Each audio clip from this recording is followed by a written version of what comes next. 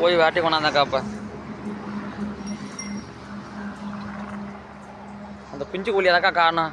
அதக்கா நான் அந்த கூண்டிலே போட்டு அடப்புன்னு சொன்னேன். நீங்கள் திறந்து விடுங்க. நீங்கள் திறந்து விட்டு அது எங்கே தான் போயிடுச்சுன்னு சொல்லி கண்டுபிடிக்க முடியலக்கா.